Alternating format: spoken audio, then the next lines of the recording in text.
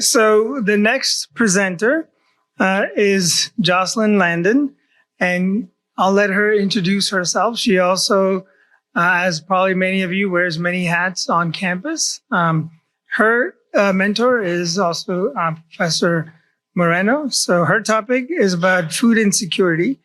So Jocelynn.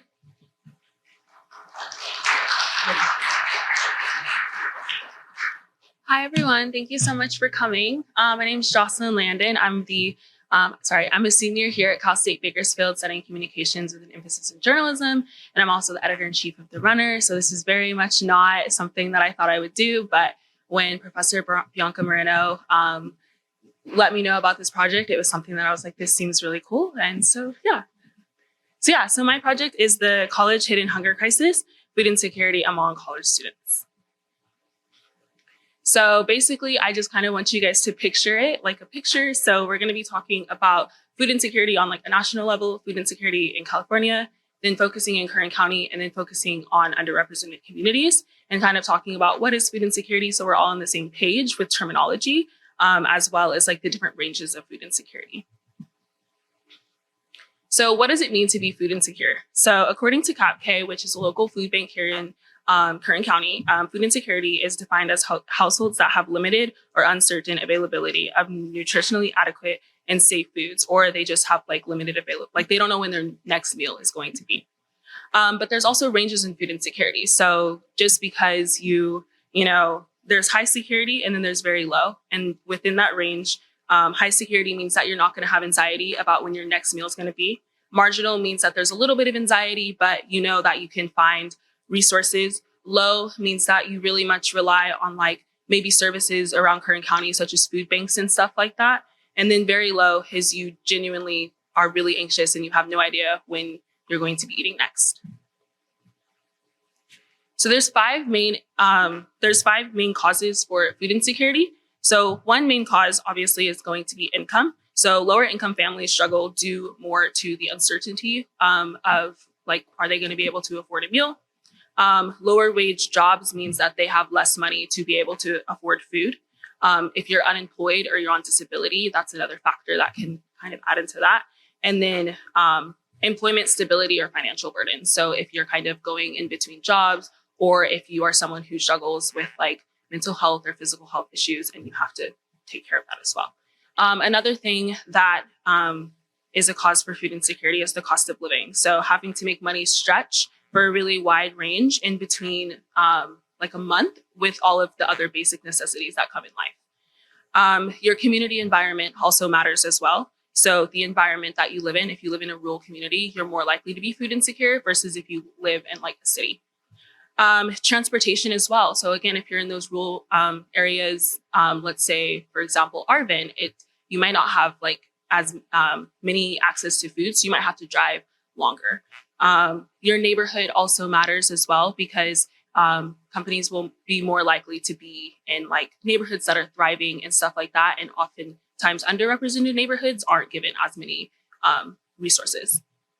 And then also as well, that kind of ties into state and federal funding. Another factor is health factors. So people that have to prioritize medical treatments or operations, and so they have to prioritize that over receiving food, as well as there's a limited amount of healthcare in rural and lower income communities that causes you to make unhealthy food choices. And then systematic barriers. So historic discrimination and unfair systems creating disparities within resources for food. So now that we know all of the causes of food insecurities, how does that affect people, right? So for starters, physical, so malnutrition and chronic conditions. So some of the main effects of food insecurities would be diabetes, stroke, cancer, asthma, arthritis, limitations to be able to do activities and stuff like that. But as well as that, there's also the mental effects. So again, stress, anxiety, and depression are also effects that you may see if you're food insecure.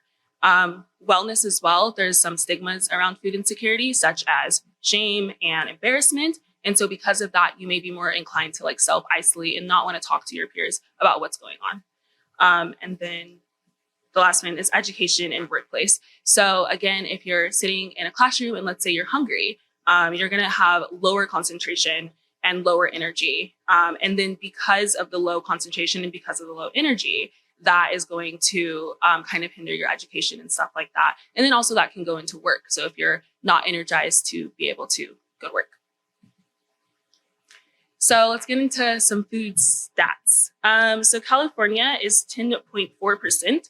10.4% people in California are food insecure, according to Feeding America in 2021. So food insecurity raised from 10.4 to 13.5 in 2022, which is about 44 million people, or 1 in 7. 100% of counties and congressional districts are home to those who face hunger. So meaning Kern County, 100%, there are people here that face hunger crisis and child food insecurity. So in every county, rates of almost 50% or more for some counties. So again, kind of like what I was talking about earlier, like if you're more of a rural community and lower income, then you're going to be more susceptible to like food insecurity. But then let's take a look into what is going on in Kern County. So in Kern County, according to CAPK, which is again a local agency here in Kern County, it's 13% overall. But something unique about them is they also focus on children, and for children, it's 18.2%. So within Kern County, it's noticed that we're consistently higher than the state's average percentage of food insecurity. So we're about 5 to 10% more than states. And then when it comes specifically for children, the average cost of a meal is about $2.91 to $6.67. And that greatly depends on the county. So if you're in like a farther away county, it's going to be a little bit more and stuff like that. 9 out of 10 high food insecurity counties are rural. And then more counties have meal costs above the state's average. So even though the average is around $2 to $6, rural communities are facing higher rates than that. The national billion food budget shortfall is basically how much money do we need in order for people to be fed, is $33.1 billion. So again, just kind of going a little bit deeper into this food insecurity that's going on in Kern County. So I want you guys to keep in mind something, that Kern County is one of the greatest agriculture production areas in the US. And they actually, in 2022, had a revenue of about like $8.34 billion. But despite the amount of food that they're producing, Bakersfield is considered a food desert, and some areas are considered to be food swamps. So in 2012, Kern County was actually named America's Hungriest City, according to Food Research and Action Center. So what is a food desert? So a food desert is an area that makes it hard to access fresh, affordable food, or food is limited, meaning that there just lacks grocery stores, or there's no farmers markets. Those are some of like the main like things that you can look for. And then another thing that is also on top of that are things called food swamps. So food swamps there's food that's available, but it's highly processed or unhealthy. Food that is unavailable is fresh food and suitable for healthy living, resulting in malnourished and overweight children. It's hard to make healthy food choices due to the alternative options that are there. So a snap into college food insecurity. So college students are, for 2-year campuses, 38% of college students are food insecure. And for 4-year colleges, it's about 29%, according to the Hope Center and Temple University. And I wanted to read this quote because we'll be getting into this later, but even higher rates among Black, Indigenous, LGBTQ, parenting students, and other systematically marginalized groups. So just because those are the stats, that's not taking into account people who are more underrepresented. So what is a systematically marginalized identity? So that just means people who are maybe of an ethnicity, a race, or a gender or sexual orientation. But those who hold a systematically marginalized identity, including first-generation students, navigate outdated public benefits rules, leaving them to be higher rates of food insecurity. So I wanted to take an example of SNAP benefits. So SNAP is an anti-hunger program that aims to improve access to food. So criteria that deems eligibility, such as income, immigration status, household information, and assets. So college students, they find themselves excluded from these benefits because of the fact that this program is already confusing and it's hard to navigate on your own. And there's a lot of household factors, including roommates being one of them, which, I mean, sometimes you don't share food with your roommates, but they still keep that in account. Again, another thing is work requirements. However, that does not include your courses or your homework. And on top of that, you have to be a part-time student. So not only do you have to, work in order to pay for food, but you have to be a full-time student. So there's a lot of barriers that kind of start to get in there. And due to this requirement, it's a low chance of students being eligible for SNAP. So in fact, the Hope Center did a study on this, and 24% approved for students at 2-year universities, but only 11% for 4-year universities. So diving deeper into food insecurity among college students. So there is some data. Well, college students, we all know there's unique perspectives and all of these different things. And also you hold a lot of unique identities. But one identity that's often left out are people of color or people of the LGBTQ plus community. So I kind of wanted to talk about the LGBTQ plus community and where do they fall in this food insecurity crisis. So there's some data on people of color, but there's less data on the LGBTQ plus community. So those of marginalized groups face higher rates of food insecurity, but LGBTQ folks are 22% more likely to face food insecurity, according to Feeding America. Demographics for LGBTQ food insecurity data are often unavailable. So with a lot of this data that I've been doing through CAPK and also the USAID food report, it talks about communities of color, but it doesn't talk about the LGBTQ plus community. 65% of LGBTQ plus students experience basic need insecurity, such as food, housing, or homelessness. But So this study of the 65% of LGBTQ students' experiences that was administered by the Hope Center at Temple University, and it's the largest running assessment for basic needs for college students. But there's not that many other studies when it comes to food insecurity among LGBTQ plus folks. So in general, rural spaces stress about access to food. But for LGBTQ plus people, it also includes location, and location being food banks.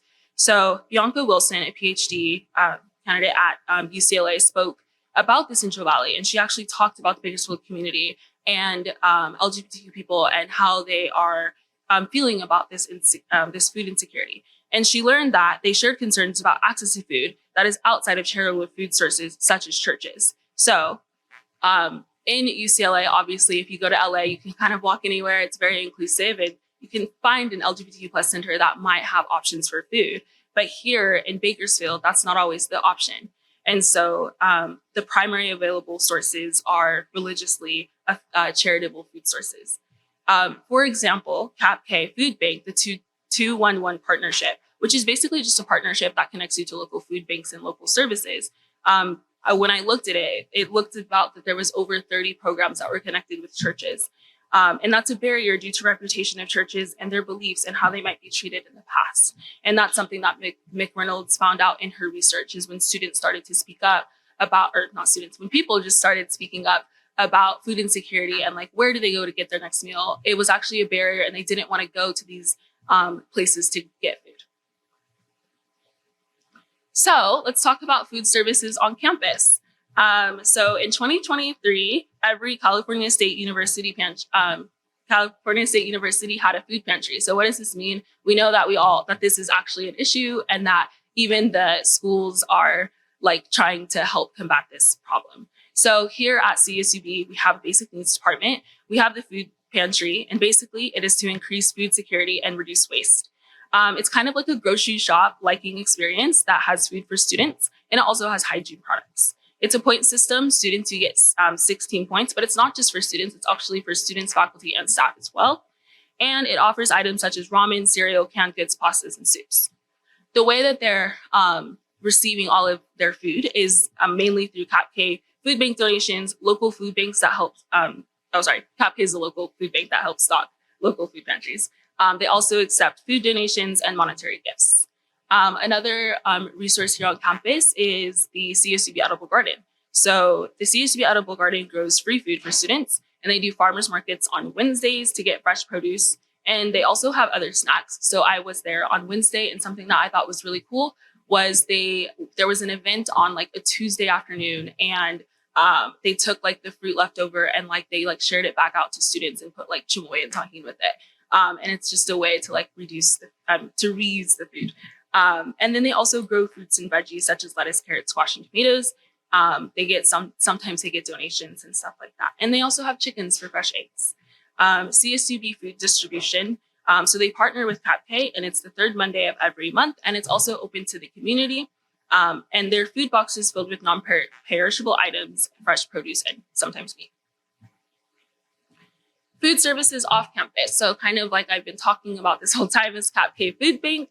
So CapK Food Bank and their CalFresh programs. CapK's Healthy Living part of CapK aims to improve the health of low-income Californians, partnerships with local areas in Kern County. So again, they bring food to BC and CSUB's food pantries. They also give food to churches and community centers. And there's also CapK agencies across Kern County. But breaking news, food isn't the only thing that's going insecure. So 62.7 million in funding reduced to $8 million when it comes to when it comes to money for the CapK agency. So now we have this big problem, but now they've reduced all of this funding for CapK Food Bank, which is going to be about 3.5 million pounds less of food than in 2024. Demands have doubled in the last 2 years due to inflation and the cost of living being a major factor. In 2024, the CapK Food Bank distributed 10.5 million pounds of food, and they averagely feed around 12 to 17,000 families, looking at a 33% reduction affecting 5,000 families per month, resulting in relying on food and donations, reducing the quality of food available. So because CalFresh, this program, they offer food options that are more reliable and more sustainable. And this was actually very recent. It was in a 23 ABC News interview with CapK Food Bank Kelly Lowry, and it happened, I believe, like early last week. So this is like fresh news of like what's going on within like food insecurity. Media coverage. So something that I also wanted to talk about is because there's a stigma around food insecurity, the way that the media covers it, again, where the media goes, people listen.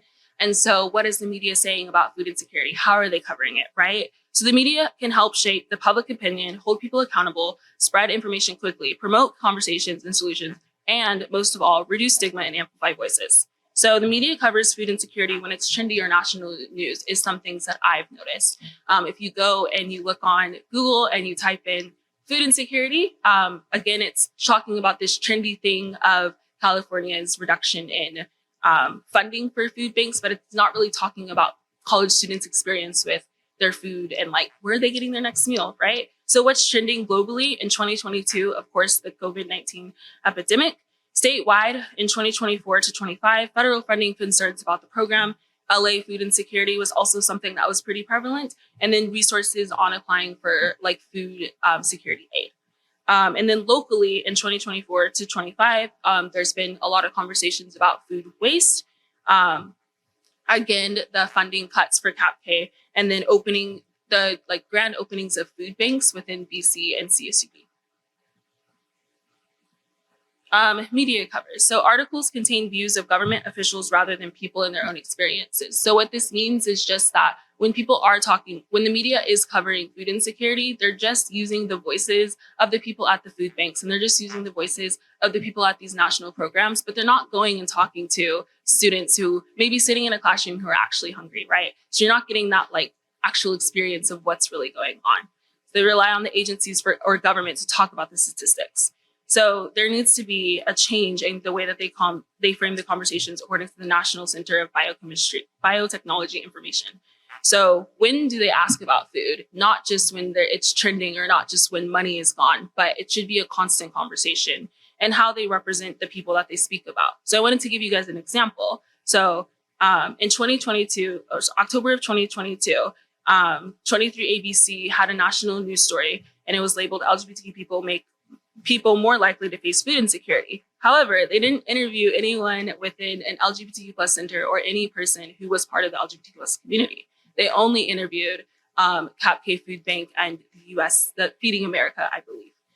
So they're focused, and then also on top of that, they're focused more on global food insecurity concerns rather than niche areas. So again, they focused on a national LGBTQ food insecurity issue rather than, well, what's going on in Kern County in our own backyard. Yeah, and then another example is, again, food insecurity among college students. Additional research. So due to the lack of data on college students who struggle with food insecurity, despite the high concern, there needs to be more data collected specifically for LGBTQ plus college students. So there would be a survey conducted for college students at Cal State Bakersfield to share their experiences with food insecurity, from food security status, stigmas they face, and overall awareness about programming and assistance. So like, do you guys know where to get food?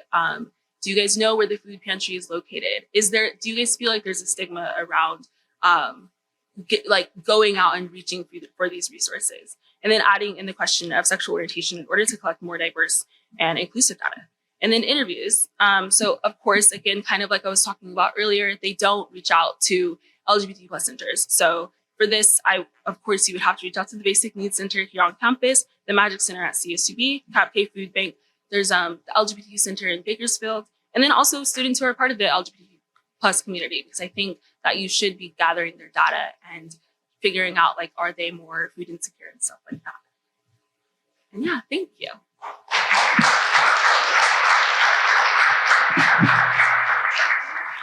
Thank you, Jocelynn. Excellent. So questions and comments?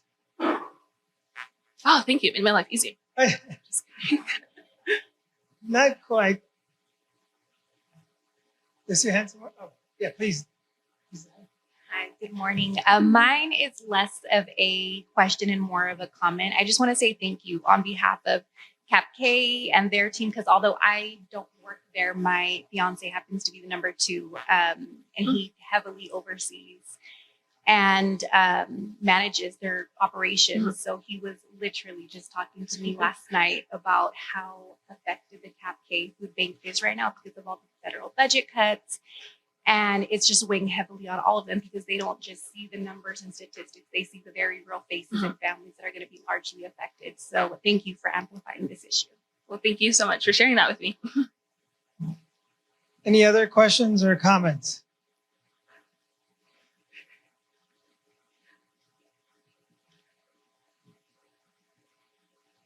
I'm sure you're wondering about something. Or if you have a thought you want to share.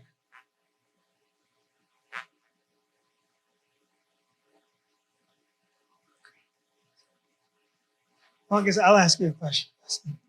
So when you do the research and the interview, what are you hoping to find? Like through the survey? Yeah. I feel like food insecurity, it's not talked about enough. And I feel like there's stigma around it. And sometimes it's not marketed in the best way for college students. And so I'm hoping to find that information out so I can spread awareness. And so I can kind of talk about, like, this is how college students are feeling. And here's kind of like what you can do to better promote food security or to help get people food secure. And then specifically within LGBT plus community or like marginalized communities, just an opportunity for them to share their voice. I think that, again, oftentimes the media tells these stories, but they don't, again, interview the people who are being directly affected. And I think that's like really concerning if they're more food insecure than any other demographic. So just giving them an opportunity to share their voice and feel like they're heard. And also maybe that can like influence people to like maybe pay a little bit more attention to the LGBT center. Like we have a center on campus. So maybe putting more information about food in those centers and stuff like that. That's what I would hope out of that.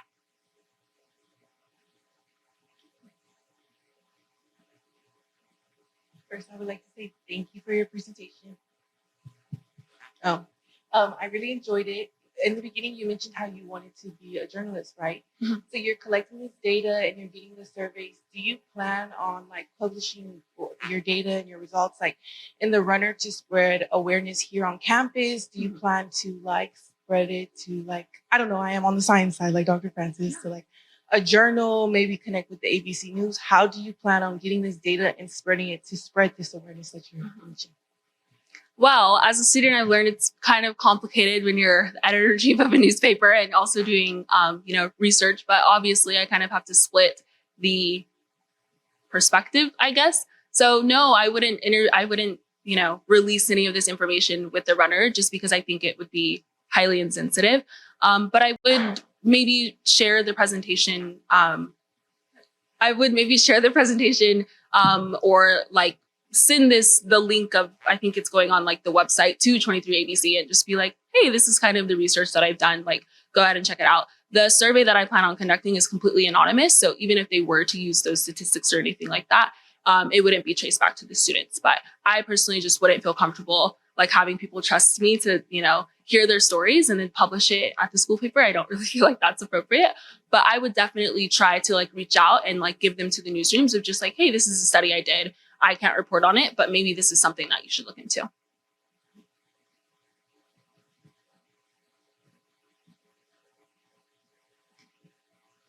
One of your slides, you mentioned about the barrier for LGBTQ plus students individuals to go get to certain food banks because of the churches. When you were doing your research, how many of those places in Kern County in Kern County were at churches? So I didn't count I did count. I didn't look into every place, but just with the word like church or like hope or something of Christ, it was like around 30. And so it was around 30 and I think they have 70. I might have to I'll have to recount that, but I think there was like 70. So like 30 out of 70 just had the word church in it, but that wasn't including like other things. If like I clicked on it, are they religiously affiliated? So that to me was also concerning. And not one of them was an LGBTQ plus center in Kern County. So yeah.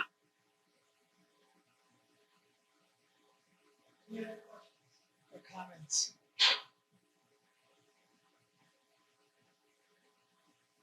No, everybody's clear? Everybody's good? Oh, one question? Yes.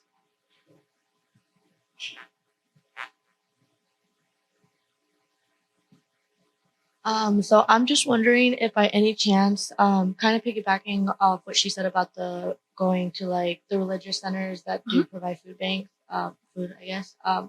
If you actually thought of going to the churches themselves and asking like their thoughts about the LGBT community coming, and then maybe, I don't know, talking to the LGBT and saying like, hey, like this, they don't have that stigma, or they like, whether they do or not, right? Like because for most parts, I know that when you go to them, they'll just give you the box. They won't ask you like certain questions, especially to that extent. So it's like maybe more research in that could also help reach out to the LGBT community. Thank you for asking that. One, I would never encourage, well, yes, I could ask the church that, but I think the most important thing is if you're part of the community and you're already kind of feeling a hesitation to go to a church, I don't think it's like my job to convince, someone to go to that church or anything like that. I think that might be like the church's job to like kind of like release that message themselves. But I think I like that perspective of maybe going to the churches and asking like, how do you do it? I didn't go to like a food delivery and like see if they ask questions or do anything like that. So that'd be a really unique perspective. But I think on my end, the first information I would want to get is from the people in the community and get their opinion about that first, and kind of feeling like, well, what are your opinions about that? And like, why do you might feel like you don't want to go to a church and stuff? And I think I would rather highlight that voice than rather a church's voice, because that's the community that is not wanting to go there, if that kind of makes sense. Okay, any others? Okay, thank you, Jocelynn. Okay.